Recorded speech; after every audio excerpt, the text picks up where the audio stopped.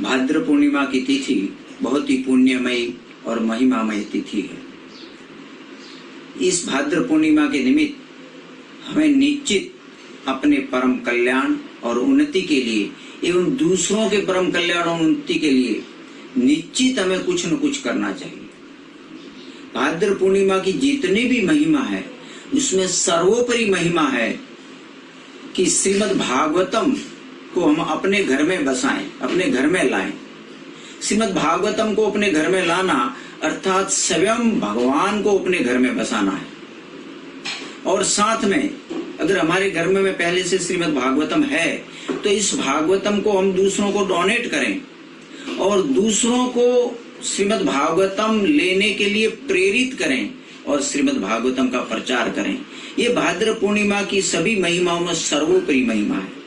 जो इस तिथि के निमित्त श्रीमद् भागवतम दूसरों को डोनेट करता है और ये भागवतम लेने के लिए दूसरों को प्रेरित करता है, वास्तव में वो भगवान की कृपा का पात्र तो बनता ही है, लेकिन साथ साथ में वो भगवत धाम का भी अधिकारी बन जाता है।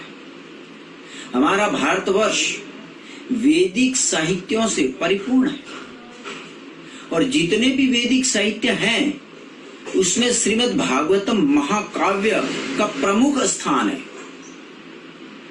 इसलिए इसको ग्रंथराज श्रीमद् भागवतम कहा जाता है, सभी ग्रंथों का राजा है।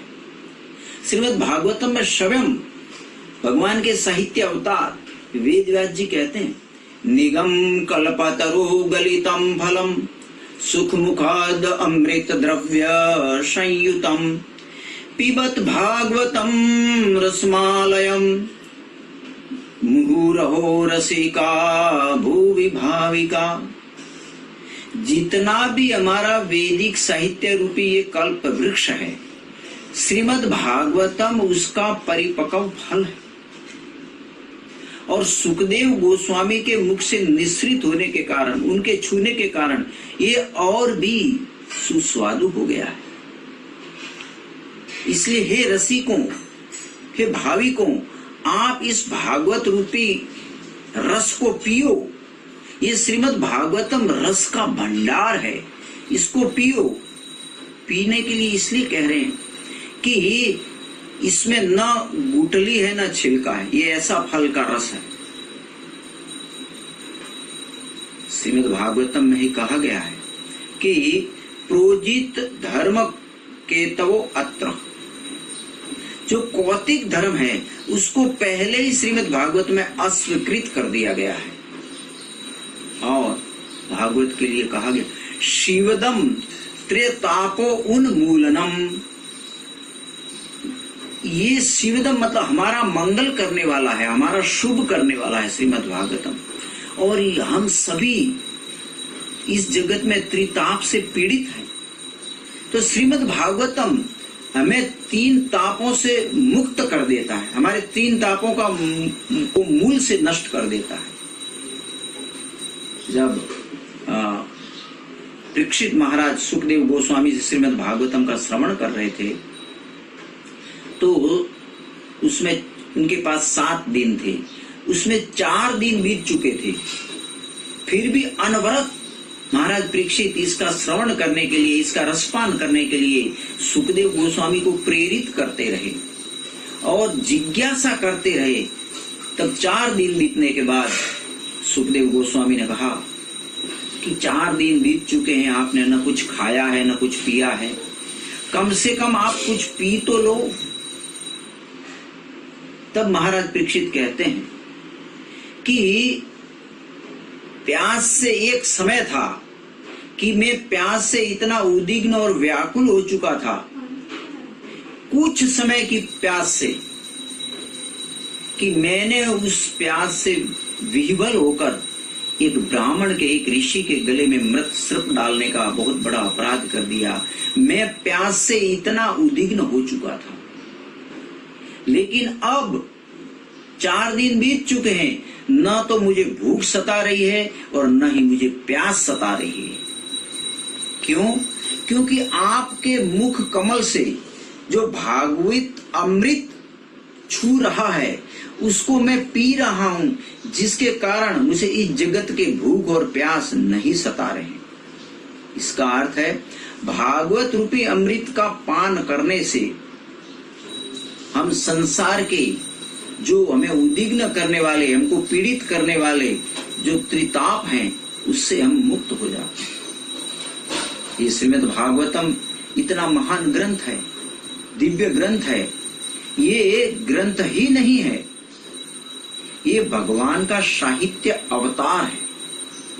श्रीमद् भागवतम में ही बताते हैं, यस्या अवतारो भूतानां क्षमाय च भवाय च। भगवान के जितने भी अवतार होते हैं वे इस जगत के बद्ध जीवों के लिए, उनका परम कल्याण करने के लिए होते हैं, हमारी उन्नति के लिए होते हैं। तो श्रीमद् भागवतम भी भगवान का साहित्य अवतार है और ये अवतार कली काल के लोगों के परम कल्याण हेतु और उन्नति हेतु इस श्रीमद् भागवतम का कलयुग में अवतार हुआ है। जैसे कली काल में नाम के रूप में भगवान का अवतार हुआ है, ऐसे ही श्रीमद् भागवतम के रूप में भी यह भगवान का अवतार हुआ है।